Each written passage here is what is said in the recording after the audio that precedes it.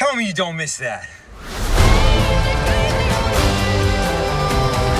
I play Eenie Meanie, and we kind of pick up her story. She's decided to leave her more criminal life behind and trying to get on the straight and narrow and go to school and get a job and try to distance herself from a somewhat toxic relationship. Edie and John have been together since they were kids, and Edie had a really tough upbringing, and he was kind of the only one who was there for her, and they took care of each other, and it's like they're trauma bonded in a sense. So I think that's really hard to walk away from for her, even if she knows it's the right thing to do. And I think Carl just came in and knocked it out of the park, and he's so sweet, and he's like a puppy dog just running around. It's really hard not to, you know, fall in love with him, which is great. It makes my job really easy. Randall Park comes in, plays this like, he brought such an interesting take to this character who's essentially just like a dodgy card counter, but he's wearing like like a cardigan and slacks and looks a little bit like an accountant, but he's addicted to cocaine, and he was so funny. And it was really interesting because that was like the first day of shooting. So to like start with that high intensity, really silly, really funny scene was really fun. And I think we got that tone off the bat. Sean Lynch is fantastic. I saw him in Bottoms actually, and he's so funny and so great. I know a lot of that was improv for him, so him doing scripted stuff was really interesting. I mean, he's so good. He's really good. He's so funny, he's so sweet. He takes over the whole set in the best way. He just like brings the energy up in the room. But then also low-key terrifying. Sean wrote an incredible script, and I think the tone is all over the place in the best way, and those are my favorite kinds of movies where it's not married to one tone or another, you know. It's kind of got a David O. Russell feel to it, where it toes the line between an action movie, a love story, a real drama. There's a lot of funny moments in it. I just learned how to drive a year ago. I didn't know how to drive. I lied. I said that I could, but I couldn't. So I quickly learned how to drive. It's still terrifying, but now I can do a donut and a controlled slide. I can't parallel park still, so it's all a bit confusing for me. But in terms of this film, yeah, cars, I love cars. Yeah, I can't get enough. Edie was a young pup who was, you know what I mean, getting away a perm, you know what I mean, his business. And John was her boyfriend, you feel me though? He, you know what I mean, he had her back, you know what I mean, when I was trying to offer one time for the one time. So, you know what I mean, they kind of just in the way though, you feel me though? They my ops on God though. It's been pretty good working with Sam and Carl. Two real professional individuals who, you know, I could pull to the side on the downtime and holler at them and get, you know what I mean, some ism based off of, you know, how this thing come together and how it actually works. Being able to get a car up to that type of, you know what I mean, top speed and still have control over it, it's like a pretty good feeling. Working with Sean is you know what, it's interesting. Because you know what, he comes to you and he asks, well, for me, I know he come to me, you know what I mean, tell me what he want, but then he also asks my feedback on how I feel certain things should be. And considering, you know, I'm new to the game, that's real helpful. So, I mean, like I said, it's interesting, but it's in a great way. And I mean, just the way that, you know, he take the lead and he's able to communicate with me. He got a different little lingo and a different kind of talk that, you know what I mean, it helps me with being able to bring his vision to life. Some characters describe me as unreliable, unintelligent, bit of a self-destructive mess. But I think that, I think that I have a big old soft spot for Edie, and desperately want to live a better life with her and start a family and ride off into the sunset. We're introduced to this world, and it's a very, very grounded, very gritty kind of blue-collar world, working class, and that's, it's obvious from the characters, from the locations we're filming in, from the costumes, from the cars people are driving. And then once I appear, the movie just goes sideways and just, it just kicks into sixth gear and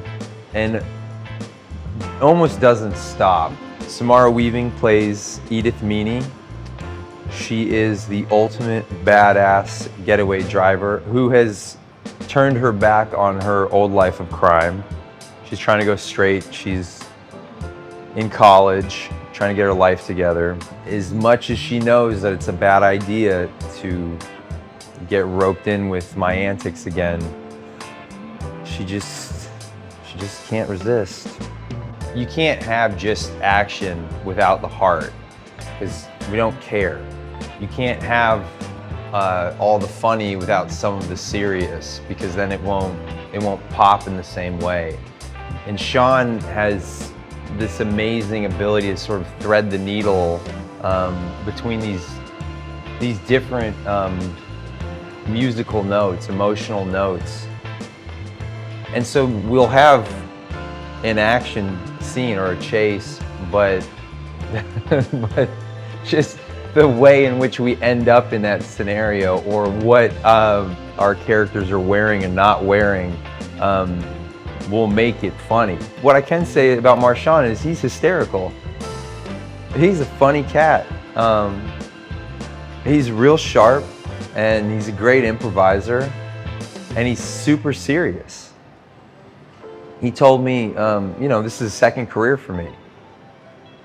And I could see, he came to work, he knew his lines, he was ready to go. He had an idea. His idea of how to play the character was better than anything that I ever imagined when reading the script.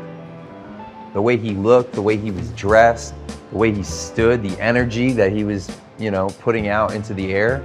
I found him truly cool and terrifying at the same time. And also very, very funny. From my perspective, Andy Garcia's character of Nico is, he's this powerful gangster, but like a more real version, We find him in the back of a liquor store, his hair sort of, frazzled, and, he's not wearing like the tuxedo with the rose and everything like we're used to seeing in like The Godfather, which I love. But this is a much more, I feel like a much more grounded, gritty kind of cast of characters. At the end of the day, you got to trust your director, and I fully trust Sean. He's much funnier than I am, but he also creates this really wonderful space to play. And I can show up to set and I can pitch him an idea, like I'll have a little, I got a little bit I thought I could do with this line, or I thought I could kind of do this funny thing, and he'll say, show me. My character is, he's a guy who's, he's operating, he has a business, but he's also operating on both sides of the law, So that in the essence of that, and Mike's character, who's my cohort, there's an edge to those characters, and of course Sam's character and Carl. We're not working at banks, I love things that are character driven and as an actor, dialogue driven relationships, and you just recognize that right away when you read a script that's beautifully written, and it has a voice, particular. The author's voice, Well, I think of what Sean says, that he's more interested in seeing people talk than anything else. You know, what are we talking about? What are the relationships? That, you know, the narrative or the plot is just a device to get people talking, you know, getting people together and dealing with things. And I think those are the kind of things. Yes, of course, you know, a car chase is very important and all that, but at the end of the day, what's the resonance in a movie has to do more about the relationships and the behavior between those people, what is said and the reactions between them, that you go home and go like, yeah, that car, remember that scene where they talk about it? And what, you know, and that's kind of like what I take away from movies. Sean has a particular voice, the way he writes, you know, and it's very, very enticing. I really love his writing and the fact that he's open to continuing to evolve those relationships and improvisation and ideas that come on the day. And he says, oh, wait, don't say that, say this. And he throws his own things out and picks something out that he's sensing in the moment and say, hey, why don't you say this or whatever. And that's always, that makes it very, there's an exuberance about going to work because the creative process is bubbling all the time. The world I came from was the blue-collar world of Brockton, Massachusetts, which is very much like Cleveland and felt like home a little bit. I always tell stories about blue-collar people, you know, class, the strange kinds of families that are brought out of struggle. Sometimes no mom, sometimes no dad, sometimes no both, sometimes grandma's raising you, sometimes it's you and the love of your life is all you have on the road. And I tend to like those stories. I think in the end, I write stories about orphans and they always end up having a popcorn element in them. I found Samara in the movie Ready or Not, which I'm a huge fan of, who just played a hero I couldn't get out of my head. Luckily for us, she's really incredible in this movie. I mean, you can't take your eyes off her, number one, and then the emotional work she does in this movie and the comedic work she does in this movie, which, you know, you had a little bit of sense of in Ready or Not. There's a little bit of humor in that movie that I love. And, you know, that obviously was a reason I plucked her right out of that movie and we got to have her. She's awesome. I really liked the idea of, you know, when you're meeting John, you can't quite get a sense of why this woman who seems to be on the right path, who seems to be smart, who seems to have the right, heart set in the right place, is with this guy, and that being a part of the mystery and detective story of our movie, which, why this guy? Why this guy, John, who obviously can't get out of his own way? And then slowly, as you go through this movie, you kind of discover their history, and you discover that this guy has been by her side and has been, while not reliable in all his actions, the guy she could count on to be there when she needed him. And now he needs her. Yeah, Nico's character, you know, is definitely heavy. You know, he's definitely the big villain. But, you know, in terms of grounding every character in the movie, you know, you just want him to seem like a guy who runs a liquor store. You know, he just also happens to be the scariest man on the planet and someone who will, you know, have another person pull your bones through your skin if you mess with him. Randall Park is one of my favorite comedic actors. There's something he does without even trying that will get a smirk out of me, and then when he really starts pitching jokes and starts, you know, throwing himself into the role, he kills me every time. You can write all you want, you can, you know, get everything else to work, you have practical cars, but if you don't get the right people to make those roles sing, no one's gonna care much. And the thing that made this such a dream, I think, is we put together not one, but like 8, 9, 10 people that brought life to these characters in ways from everybody from Steve Zahn to Andy Garcia to Mike O'Malley to Samara Weaving to Carl Glussman to Randall Park to, you know, one after the other. It felt like we got really, really lucky. It's definitely one of the strengths of the movie is the authentic, practically shot car chases that I think people are gonna notice because we don't have enough of them these days, and you know, we should have more.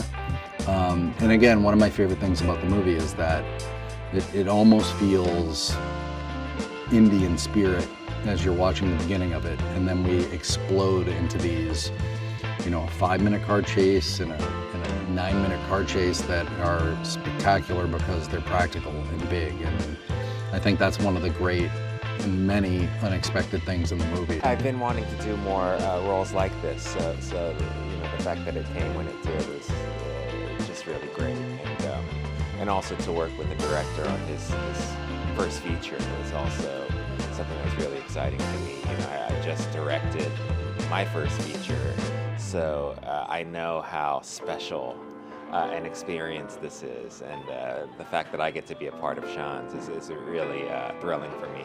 They're great. I mean, you know, I've only worked on this a couple days, and worked with them on their very first day of production. And right away, they just were so kind and inviting. It felt almost as if we had, you know, this production had been going on for months, you know, just because of the warmth and camaraderie that they brought upon meeting me. Just very sweet people, but also very talented, amazing actors who are really, they have a real understanding of these characters, and it shows. Sean has a very singular voice and very specific perspective, and it shows in the script. You know, it feels very much from one person with a vision, and the fact that he's directing, you know, it makes me confident that he's going to carry out that vision. And he's also just a swell guy, a great guy, and I've had a blast working with him. Movies like this don't often get made, you know. The fact that this isn't based on a particular IP, and it really is just an original voice, an original work by an original voice. So it's very special in that way. People are in for a thrill ride, a real thrill ride, with a lot of twists and turns, a lot of great action, a lot of really sweet, kind of heartfelt moments, and those great little pops of comedy. I think people are really going to enjoy this one. Well, the chaperone, he's one of those guys. If he wasn't managing and wrangling, you know, all these bad people, he'd probably be a day shift manager at Target or something like that. That's kind of his demeanor. He's a family guy. He loves his kid, and he basically would rather be home than be doing a heist. That's his energy, and that's what I brought to the character. You're watching this train wreck, you just know it's not gonna, you know, you meet some people who just crash and burn, or just hear people or know people who just crash and burn. Like that's what Carl brings to John, and he's taking it to such a different level. I wasn't there for a lot of Carl and Andy scenes, but Carl told me a couple stories and some of the outtakes and some of the choices Andy had, and I was dying. It was funny. He adds so much weight to a role like that in this film. You just believe it. It just gives it a lot of credibility. You know, I love the way he speaks, the way he talks, the way he he's a cool dude to watch on screen. I wasn't here for his perm scenes, but I did meet him in the dressing room, and I saw him get his scar makeup done, and I was like, wow, that's Marshawn Lynch. He in a movie. He in a movie with me. That's awesome. It was pretty, I was having a moment, just staring at him. This one, being in it, you're just like, well, this one feels fresh. It feels like it's gonna do something for every specific, you know, individual who is gonna watch and enjoy it, you know. So that's what excites me about it. It's an amazing script. It's one of the best stories I've ever read, hands down, on a lot of levels. So, and then of course meeting Sean, you know, he's an artist, he's a gentleman, he's respectful of the process, he gets it. A so-called first-time director, he's really much more seasoned than that, you know, that moniker basically states. My own philosophy on this is that too few pictures are produced with a singular voice in this day and age, right? So what it brings directly to actors, to department heads, is a story itself, a clear depiction of that story, but a much more clear depiction of the backstory that we know is accurate, that we know is not convoluted through 3 or 4 different writers. So it's helped us all tell this amazing script in a granular way that we think will be exceptional. It's ultimately a comedic love story that is centered on a casino heist, centered around a casino heist. That becomes quite complicated both in its love story and in the heist. Samara, once chosen, has been a pro on every level.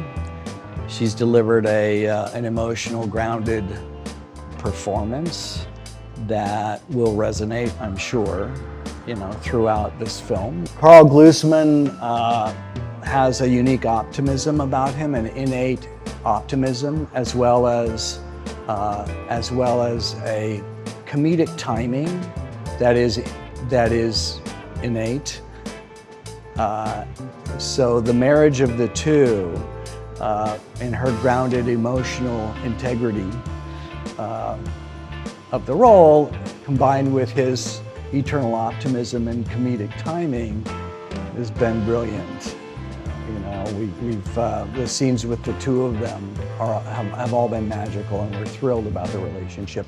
Jermaine Fowler, we know him more as a comedic actor. This is not a comedic role. His character sets the details of the heist in a very dramatic way. So we've all been impressed on his dramatic sensibilities, what he's added dramatically to the role, which gave the role and the heist that much more weight. The practical nature of how we mounted the car chase sequences started with us interviewing coordinators, stunt coordinator with car background, right? Fortunately, we found Paul Jennings, and Sean and Paul worked tirelessly figuring out an approach to pull it off practically.